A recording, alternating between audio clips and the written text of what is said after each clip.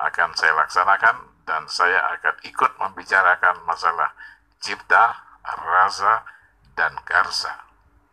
Karena saya tahu dalam ilmu tasawuf itu nanti akan berujung kepada kun fayakun. Syarat-syarat untuk mencapai kun fayakun itulah yang asik, dan di sana banyak pernak-pernik yang harus dibicarakan, dan itu pernak-pernik yang sangat mewah sekali.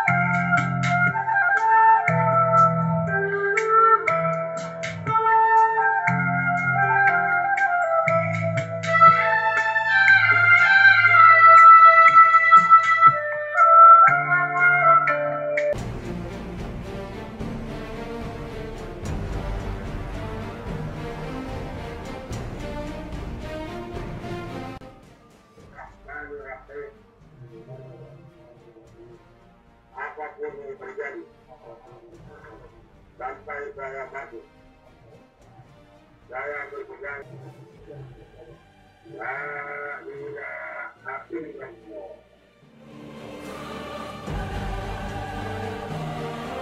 Assalamualaikum warahmatullahi wabarakatuh. Selamat berjumpa kembali, dan pada pertemuan kali ini kita masih mendapat kesempatan untuk berbicara tentang prana sakti. Dan apa yang kita bicarakan dalam pertemuan kali ini masih terkait dengan pertemuan saya dengan Bang Zen selaku guru besar prana sakti, di mana beliau pada 2 hari berturut-turut, Sabtu dan Minggu, berada di Lampung dalam rangka pelatihan massal dan pelantikan anggota baru yang diselenggarakan awal setelah kita melaksanakan puasa Ramadan, sholat Id, dan selanjutnya dari Idul Fitri sampai ke Idul Adha. Dan baru kali itu beliau datang, dan dalam kesempatan itu kami mendapat kesempatan untuk berbincang-bincang dengan beliau. Saya akan sampaikan dulu, ada kalimat yang disampaikan oleh Bang Jen ketika Profesor Dr. Habibie menangis terseduh-seduh. Itu hanya dalam jangka waktu singkat. Begitu Pak Habibie menyadari akan kesalahannya, maka secara enteng beliau dengan mudah untuk menelikung dan mendahului prestasi yang dicapai oleh 2 mahasiswa Yahudi itu hanya dalam jangka waktu singkat, karena Habibie memahami apa itu cipta, rasa, dan karsa. Walaupun bahasanya tidak seperti itu, tetapi Habibie telah tahu bagaimana cara belajar, bagaimana sikap belajar, bagaimana psikologi belajar, bagaimana sosiologi belajar, dan lain sebagainya. Beliau sudah tahu semua. Sehingga untuk cipta, rasa, dan karsa, bagi Habibie sekalipun bukan itu yang diucapkan, tetapi beliau sudah tahu. Berbeda dengan kita sekarang, mungkin kita sudah berkali-kali mengucapkan cipta rasa dan karsa, tetapi pemahamannya sangat sedikit sekali, bahkan praktek sama sekali belum. Oleh karenanya, walaupun kita ulang-ulang cipta rasa dan karsa, dan itu diulang-ulang selalu oleh Bang Zen, tetapi apakah itu sudah kita laksanakan? Nampaknya belum. Paham saja belum, apalagi akan melaksanakannya. Untung itu jatuh kepada Habibie, kata Bang Zen. Kalau bukan kepada Habibie, barangkali menangis itu berkepanjangan. Untung itu turun kepada Habibie. Maka di masa hari tua Habibie menyesali mengapa beliau ahli pesawat terbang, kenapa beliau tidak ahli Al-Quran. Itu yang dikatakan oleh Habibie, dan dia menyesal betul karena tidak dilahirkan di muka bumi ini sebagai ahli pakar Al-Quran. Dia akan lebih bangga sebagai pakar Al-Quran dibanding dia menjadi seorang pakar pesawat terbang. Dalam istilah cipta, rasa, dan karsa itu nanti larinya adalah ke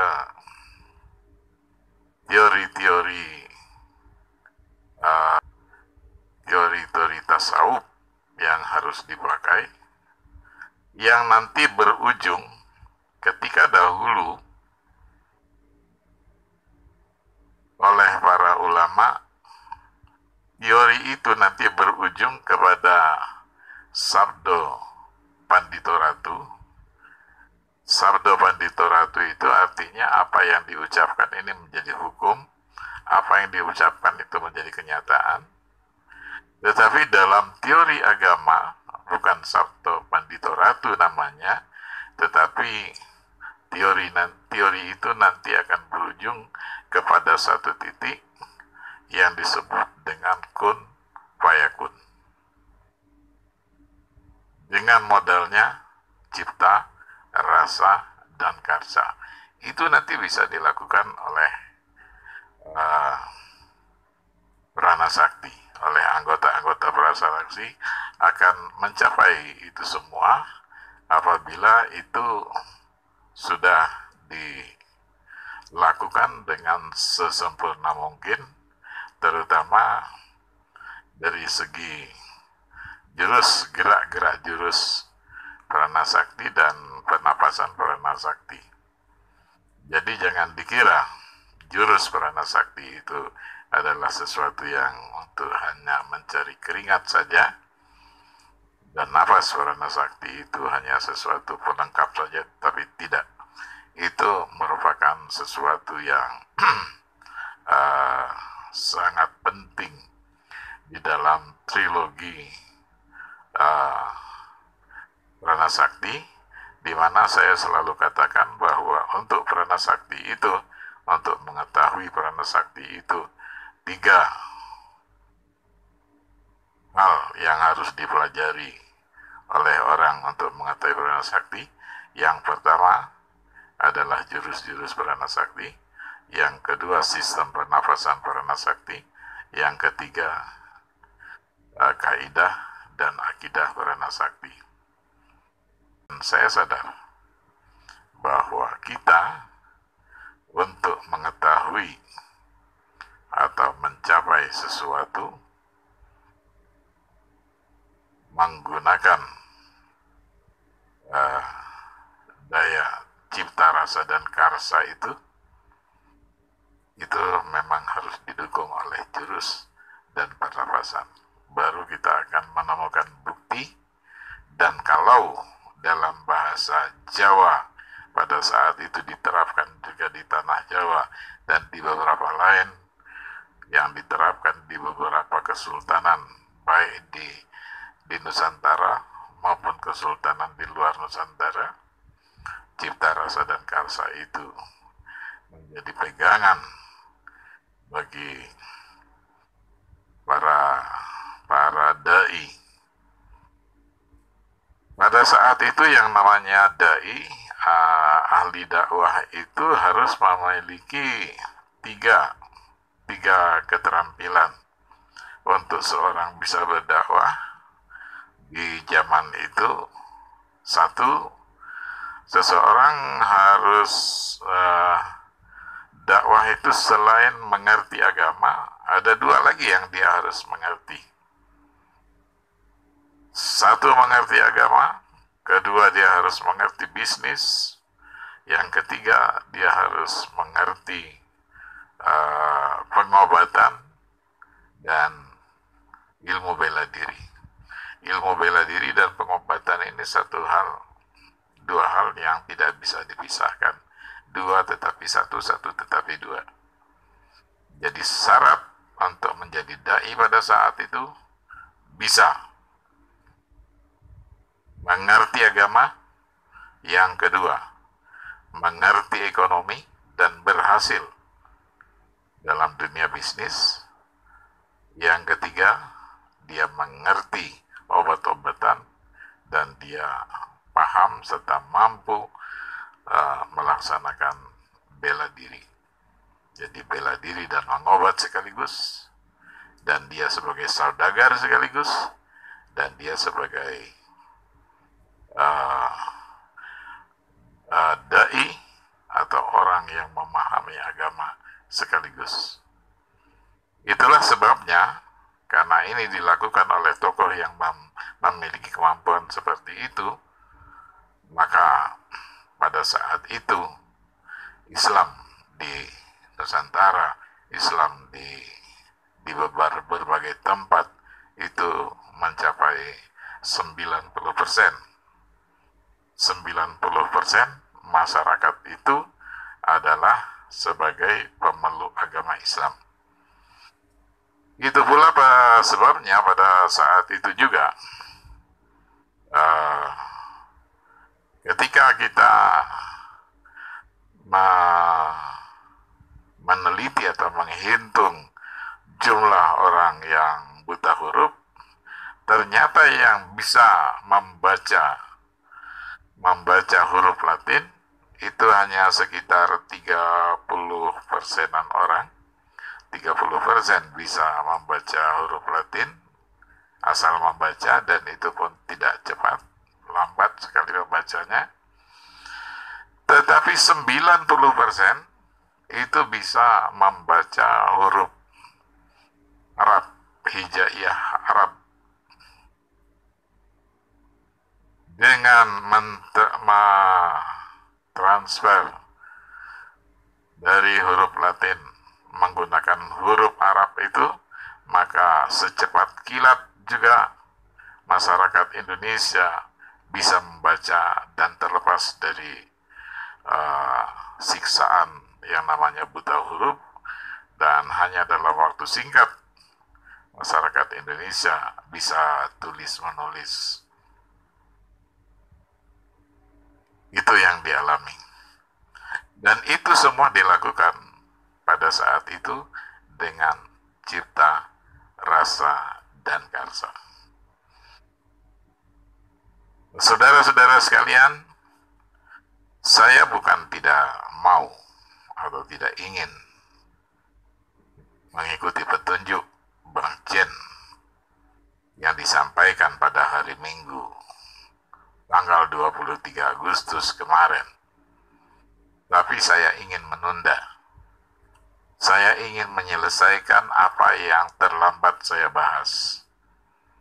Semestinya saya sudah selesai membicarakan masalah guru besar, membicarakan masalah Al-Quran, di mana Bang Aswan, Bang Jen mengatakan bahwa guru besar yang sebenarnya adalah Al-Quran, dan saya harus tuntas terlebih dahulu untuk membicarakan ini, dan saya harus tuntas membicarakan itu dulu, baru kita memikirkan tentang cipta, rasa, dan karsa. Sekali lagi, cipta, rasa, dan karsa itu sebetulnya itu adalah merupakan wilayah yang dibahas oleh tasawuf Islam, dan tasawuf Islam memiliki beberapa istilah-istilah yang sebetulnya juga trilogi. Cipta, rasa, dan karsa itu nanti akan berujung kepada kun fayakun. Saya tunda dulu membicarakan masalah itu. Dan saya masih memiliki tekad untuk mempelajari itu semua. Walaupun saya bukan Syekhul Mursyid. Syekhul Mursyid itu adalah tingkatan guru di dalam ilmu tasawuf. Saya bukan Syekhul Mursyid, masih jauh dari Syekhul Mursyid itu. Tetapi bila ada umur yang panjang, bila ada kesehatan yang memungkinkan saya untuk belajar tentang cipta, rasa, dan karsa dalam versi tasawuf itu, maka saya akan dalami itu semua, dan saya berjanji saya akan menulis, dan saya berjanji saya akan membuat YouTube selagi saya masih memiliki kemampuan dan selagi saya masih memiliki kesehatan. Saya menulis sendiri pada saat ini, dan ketika membuat YouTube saya kerjakan sendiri, saya rekam sendiri, saya edit sendiri, dan saya proses sendiri, dan saya siarkan sendiri, dan sering juga berlama-lama saya baca sendiri juga. Tidak menjadi masalah, karena ketika kita meniatkan sesuatu itu sebagai dakwah, maka nanti Allah yang akan membayarnya.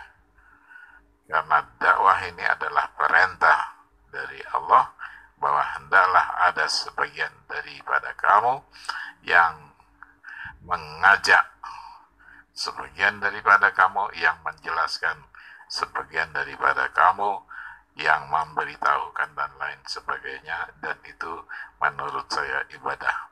Apapun kata para anggota yang lain, dengan segala kritikan-kritikannya, saya sangat sadar bahwa apa yang saya tulis, apa yang saya ucapkan, dan apa yang saya lakukan tidak sempurna.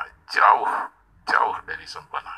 Banyak sekali kekurangannya, dan oleh karenanya apapun yang dikatakan oleh kawan-kawan, pada hakikatnya saya menerima saja atas segala kritik-kritik.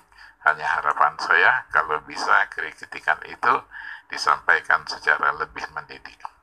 Yang perlu dididik adalah generasi-generasi yang akan menggantikan kita semua. Cukup sekian pertemuan kali ini.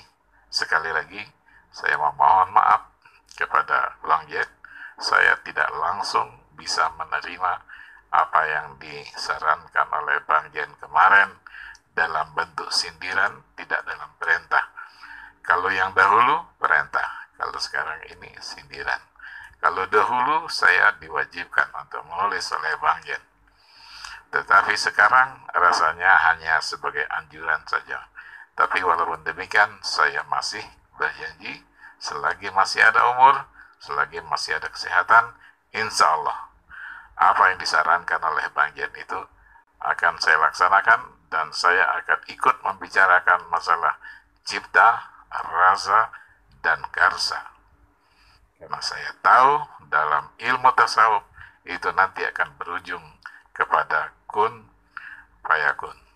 Syarat-syarat untuk mencapai kun fayakun itulah yang asik, dan di sana banyak pernak-pernik yang harus dibicarakan, dan itu pernak-pernik yang sangat mewah sekali. Cukup sekian pertemuan kali ini. Maaf atas segala kekurangan, dan mohon ampun kepada Allah. Wabillahi taufiq wal hidayah. Assalamualaikum warahmatullahi wabarakatuh.